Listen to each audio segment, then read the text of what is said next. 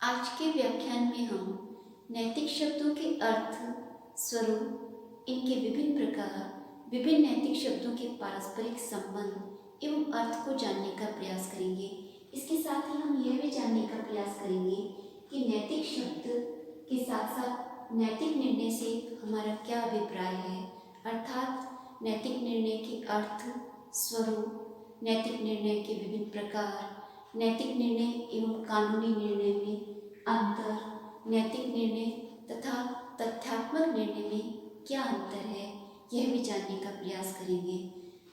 नीति शास्त्रीय दृष्टि से किसी भी ऐसे शब्द या वाक्यांश को हम नैतिक शब्द की संज्ञा दे सकते हैं जिसके द्वारा मानवीय आचरण, व्यवहार एवं चरित्र का मूल्यांकन किया जाता है, जैसे शुभ, अशुभ, उचित, अनुचित, कर्तव्य, अकर्तव्य, प्रशंसनीय, अप्रशंसनीय आदि शब्द नैतिक शब्द कहलाते हैं, क्योंकि यह मानवीय आचरण, व्यवहार एवं चरित्र के मूल्यांकन के लिए हमें आधार प्रस्तुत करते हैं। यहाँ यह स्पष्ट करना आवश्यक है कि इन शब्दों का प्रयोग जब किसी निर्जीव वस्तु या अनैच्छिक कर्म के लिए किया जाता है तो हम इन्हें नैतिक शब्दों की संज्ञा नहीं देते हैं। इसका कारण यह है कि निर्जीव वस्तु पर अनैच्छिक कर्म का मूल्यांकन हम उस अर्थ में नहीं कर सकते जिस अर्थ में हम किसी सामान्य मनुष्य के ऐच्छिक कर्मों का मूल्यांकन करते हैं। सामान्यतः जब हम किसी सामान्य मनुष्य के ऐच्छिक कर्म का मूल्यांकन करते हैं तो हम उसे नैतिक रूप से उत्तरदायी या अनुत्तरदायी ठहराते हैं, जबकि निर्जीव वस्तु और अनैच्छिक कर्मों के संदर्भ में नैतिक उत्तरदायित्व का प्रश्न नहीं उठता। यही कारण है कि जब इन शब्दों का प्रयोग किसी निर्जीव वस्तु या अनैच्छिक कर्म के लिए किया जाता है तो हम इन्हें नैतिक शब्दों की संज्ञा नहीं देते हैं। समस्त नैतिक शब्दों को हम दो भागों में विभाजित कर सकते हैं। प्रथम वर्ग में वे नैतिक शब्द आते हैं जिनके द्वारा हम मानवीय कर्मों का मूल्यांकन करते हैं, जैसे उचित, अनुचित, कर्तव्य आदि शब्द। ये शब्द हमें मानवीय कर्म के मूल्यांकन के लिए आधार प्रस्तुत करते हैं, जबकि कुछ ऐसे नैतिक शब्द हैं जो मानवीय चरित्र का मूल्यांकन करते हैं, जैसे शुभ, अशुभ, उचित, अनुचित, प्रशंसनीय, अप्रशंसनीय, अच्छा, बुरा आदि। यद्यपि नैतिक शब्दों का जो ये वर्गीकरण किया है, सामान्यतः सदैव इनके अनुरूप आचरण करना संभव नहीं होता है, किंतु फिर भी नैतिक शब्दों का यह वर्गीकरण हमें नैतिक शब्दों के अर्थ और स्वरूप को समझने में सहायता प्रदान करता है।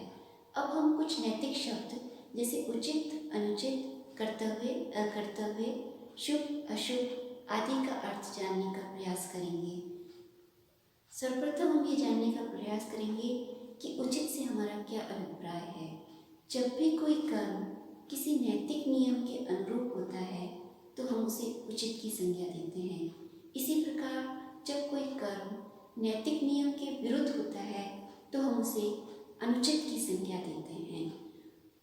उचित और अनुचित दोनों ही किसी नियम के आधार पर किसी कर्म का मूल्यांकन करते हैं, जबकि कर्तव्य में चाहिए का प्रत्यय निहित होता है, जो मनुष्य को कोई कर्म करने के लिए प्रेरित करता है। कर्तव्य में एक प्रकार की बाध्यता होती है जो मनुष्य को किसी कर्म को करने के लिए प्रेरित करता है। इस प्रकार उचित, अनुचित, कर्तव्य आदि शब्द जो हैं मानवीय कर्मों का मूल्यांकन करते हैं। हम कभी यह नहीं कहते हैं कि उस मनुष्य का चरित्र उचित है। हम मनुष्य के चरित्र के मूल्यांकन के लिए शुभ, अशुभ या अच्छे बुरे शब्द का प्रयोग करते हैं। उचित, अनुचित, कर्तव्य शब्दों का प्रयोग हम सामान्यतः मानवीय कर्मों के मूल्यांकन के लिए करते हैं। यहाँ यह स्पष्ट करना आवश्यक है कि यद्यपि उचित, अनुचित एवं कर्तव्य आदि शब्द मानवीय कर्मों का मूल्यांकन करते हैं, किंतु फिर भी उचित और कर्तव्य में बहुत अंतर है। उचित शब्द का प्रयोग हम तब करते हैं जब कोई कर्म नियमानुसार हो। कोई भी कर्म जो नियमानुसार हो वो उचित कहलाता है, लेकिन प्रत्येक उचित कर्म हमारा कर्तव्य हो ये आवश्यक नहीं है। उदाहरण के लिए समाजशास्त्र, अर्थशास्त्र, राजनीति शास्त्र, मनोविज्ञान, भूगोल आदि विषयों का ज्ञान प्राप्त करना किसी मनुष्य के लिए उचित तो हो सकता है, किंतु उसका कर्तव्य नहीं। क्योंकि हो सकता है कि यदि किसी मनुष्य की इनमें से किसी एक विषय को भी पढ़ने की इच्छा नहीं हो, तो हम उसे उस विषय को पढ़ने के लिए बाध्य नहीं कर सकते। जबकि कर्तव्य में एक प्रकार की बाध्यता होती है, जो मनुष्य को इच्छा नहीं होते हुए भी वह कर्म करने के लिए प्रेरित करती है। कर्तव्य में बाध्यता इसलिए निहित होती है कि सामान्यतः जो मनुष्य की कुछ स्वार्थमूलक प्रवृत्तियाँ एवं इच्छाएं होती हैं, वह सदैव कर्तव्य में बाधक होती हैं। इसलिए समाज या व्यक्ति के द्वारा, स्वयं के द्वारा इन बाध्यताओं को स्वीकार किया जाता है। इस प्रकार कर्तव्य में एक प्रकार की अनिवार्यता और बाध्यता होती है, वह उचित कर्म में नहीं होती। अतः प्रत्येक उचित कर्म हमारे लिए कर्तव्य हो ये जरूरी नहीं है।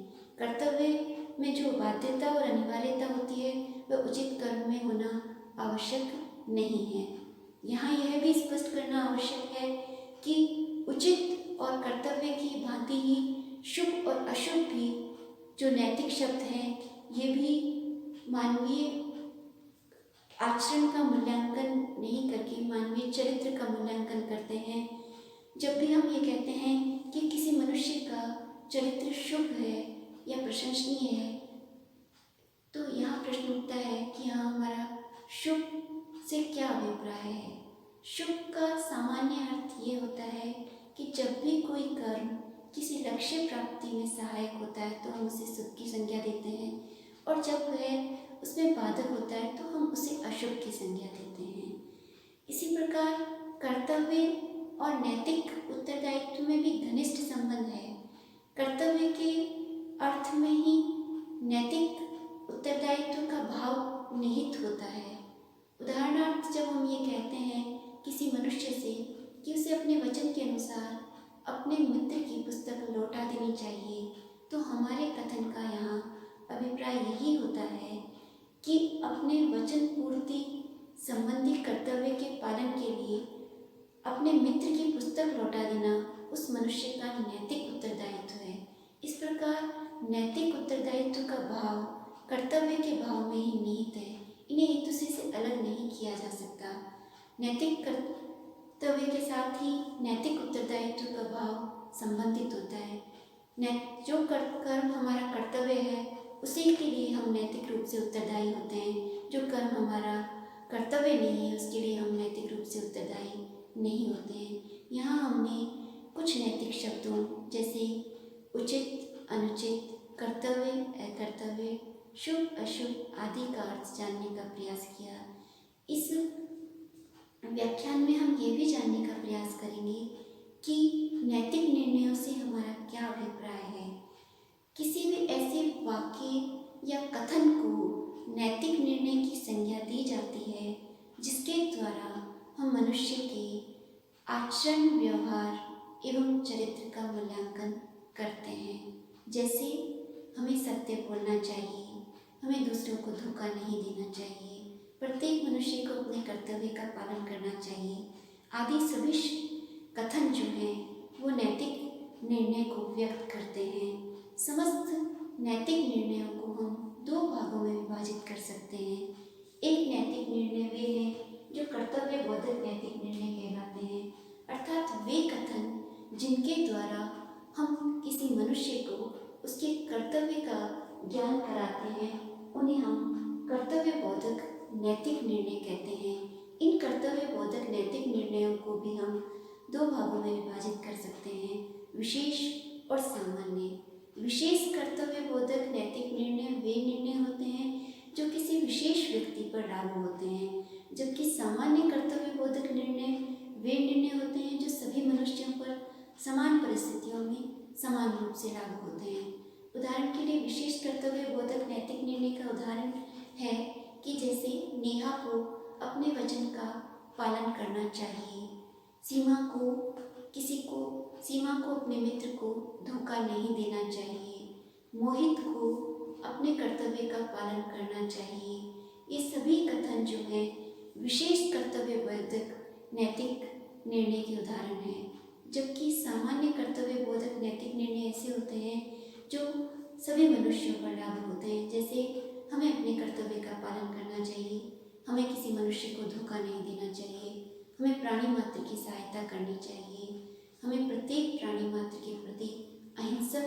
व्यवहार करना चाहिए आदि जो कथन है, ये नैतिक सामान्य नैतिक कर्तव्य बोधक शब्द कथन है।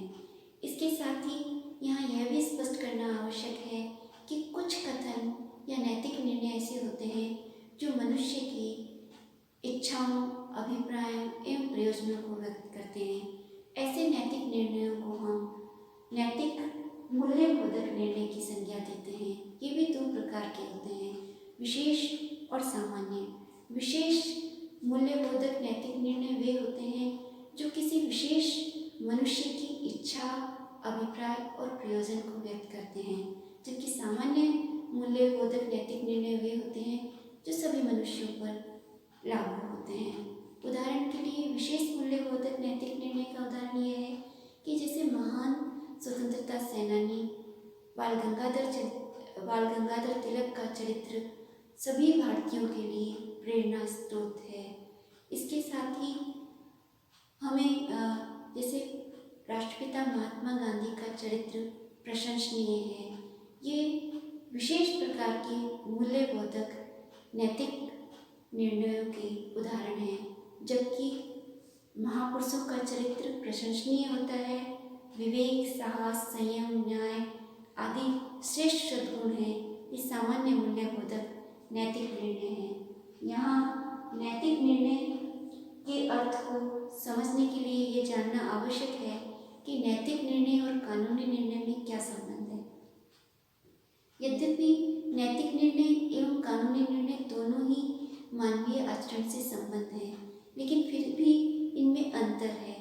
नैतिक निर्णय जहाँ मनुष्य को कोई कर्म करने के लिए उसकी मूल्यांकन परक व्याख्या करते हैं, वहीं कानूनी निर्णय राज्य के विशेष कानूनों से संबंधित होते हैं। जब भी कोई मनुष्य राज्य के कानूनों का पालन नहीं करता है तो राज्य उसे दंडित कर सकता है, जबकि नैतिक निर्णयों का आधार नैतिक नियम, नैतिक सिद्धांत एवं नैतिक आदर्श होते हैं। कानूनी निर्णय जहाँ बाह्य होते हैं, वहीं नैतिक निर्णय अंतः प्रेरित होते हैं। नैतिक यहाँ यह भी स्पष्ट करना आवश्यक है कि कोई निर्णय जो कानूनी दृष्टि से अनुचित नहीं हो, वो नैतिक दृष्टि से अनुचित हो सकता है। उदाहरण के लिए श्याम ने राम के संकट के समय सहायता की, लेकिन राम ने श्याम के संकट के दिनों में उसकी सहायता नहीं की, तो हम उसे कानूनी दृष्टि से तो दोषी नहीं ठहरा सकते, लेकिन नैतिक दृष्टि से हम उसको दोषी ठहरा सकते हैं। इस प्रकार नैतिक निर्णयों का आधार जो है नैतिक नियम होते हैं। जब भी कोई मनुष्य नैतिक नियमों के अनुरूप आचरण नहीं करता है, तो हम उन नैतिक निर्णयों को उसके आधार पर हम उसके नैतिक निर्णय को अनुचित ठहरा सकते हैं, जबकि कानूनी निर्णयों के मूल्यांकन का मूल आधार राज्य के कानून एवं नियम होते हैं। जब भी कोई मनुष्य उन कानूनों के अनुरूप आचरण करता है तो उसे दोषी नहीं ठहराया जा सकता, और जब वह उनके विरुद्ध आचरण करता है तो हम उसे उसको दोषी ठहरा सकते हैं। यहाँ यह भी स्पष्ट करना आवश्यक है कि नैतिक निर्णय और तथ्यात्मक निर्णय में क्या अंतर है। तथ्यात्मक निर्णय हम उन निर्णयों को कहते हैं जिसके द्वारा हम किसी भी वस्तु का वर्णन करते हैं या उसके बारे में कोई सूचना देते हैं। जैसे गुलाब का फूल लाल है, 2 और 2 मिलके 4 होते हैं, त्रिभुज में 3 कोण हैं, आदि सभी कथन जो हैं तथ्यात्मक कथन कहलाते हैं, क्योंकि ये हमें किसी विशेष वस्तु या किसी विशेष विषय के बारे में सूचना देते हैं। तथ्यात्मक निर्णय का संबंध है से होता है, जबकि नैतिक निर्णय जो होते हैं वो मानवीय आचरण का मूल्यांकन करते हैं, इसलिए उनका संबंध चाहिए से होता है। नैतिक निर्णय जो होते हैं वो मानवीय आचरण और व्यवहार का मूल्यांकन करते हैं, इसलिए उनमें चाहिए का प्रत्यय निहित होता है। जैसे यदि हम ये कहते हैं कि उसने अपने बड़े भाई को गधा कहा, तो ये हम नैतिक दृष्टि से हम उस कर्म को अनुचित कहेंगे, क्योंकि इसमें किसी को भी अपने अग्रज को गधा कहना नैतिक दृष्टि से अनुचित ही माना जाएगा। इस प्रकार तथ्यात्मक निर्णय जहाँ किसी कथन का वर्णन मात्र करते हैं, वहीं नैतिक निर्णय किसी भी मानवीय कर्म का मूल्यांकन करते हैं। तथ्यात्मक निर्णय है की व्याख्या करते हैं, जबकि नैतिक निर्णय चाहिए की व्याख्या करते हैं। इस प्रकार आज के व्याख्यान में हमने नैतिक शब्दों के अर्थ, स्वरूप, इनके प्रकार एवं विभिन्न नैतिक शब्दों के पारस्परिक संबंध तथा नैतिक निर्णयों के स्वरूप एवं अर्थ को जानने का प्रयास किया। इसके साथ ही हमने ये भी जाना कि नैतिक निर्णय और कानूनी निर्णय में क्या अंतर है तथा नैतिक निर्णय एवं तथ्यात्मक निर्णय में क्या संबंध है। अब हमारे समक्ष यह जानना आवश्यक है कि आज के व्याख्यान से महत्वपूर्ण प्रश्न कौन कौन से हैं। सबसे पहले तो प्रमुख महत्वपूर्ण प्रश्न ये है कि नैतिक शब्द का क्या अर्थ है। इसके साथ ही उचित से आप क्या समझते हैं, उचित एवं कर्तव्य में क्या संबंध है, उचित एवं कर्तव्य में क्या अंतर है, शुभ से आपका क्या अभिप्राय है, शुभ और अशुभ को स्पष्ट कीजिए। इसके साथ ही नैतिकता की दृष्टि से कर्तव्य और नैतिक उत्तरदायित्व में क्या संबंध है, इसे स्पष्ट कीजिए। साथ ही नैतिक निर्णयों से हमारा क्या अभिप्राय है, नैतिक निर्णय के कितने प्रकार हैं, कर्तव्य बोधक नैतिक निर्णयों से आप क्या समझते हैं, तब मूल्य बोधक नैतिक निर्णयों से आप क्या समझते हैं। नैतिक निर्णय एवं कानूनी निर्णय में क्या संबंध है एवं इनके मध्य अंतर को स्पष्ट कीजिए तथा तथ्यात्मक निर्णय एवं नैतिक निर्णय में क्या अंतर है, इसको भी स्पष्ट कीजिए। ये महत्वपूर्ण प्रश्न हैं जो विश्वविद्यालय की विभिन्न परीक्षाओं से संबंधित हैं। अतः इन प्रश्नों का उत्तर आज के व्याख्यान में हमने जानने का प्रयास किया।